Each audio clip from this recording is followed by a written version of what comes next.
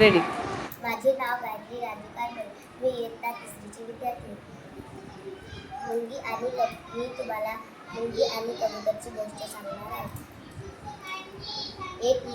एका घनदाट जंगलात एक मुंगी आणि एक कबूतर राहत होते. एकदा एक मुंगी तळ्याच्या काठावर पाणी पिण्यास गेली. तेव्हा तिचा तळ्यात पाय घसरला आणि ती ओरडू लागली. जवळच्या झाडावर एक कबूतर बसलेला होता.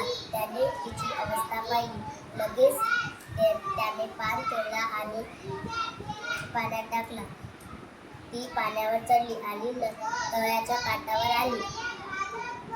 काही दिवसांनी तोच कबूतर एका झाडावर बसलेला होता. एक शिकारी त्याच्याकडे बंदूक घेऊन येत होता. हे मुंगीने पाहिले. त्याने केलेले उपकार फेडावे म्हणून तिने त्याच्या पायाला चावले. वेदना झाल्यामुळे त्या शिकाऱ्याचा निशाणा चुकला आणि बंदुकीच्या आवाजाने तो कबूतर उडून गेला. तात्पर्य: दुसऱ्यावर उपकार केले तर त्याचे फळ नक्कीच मिळते.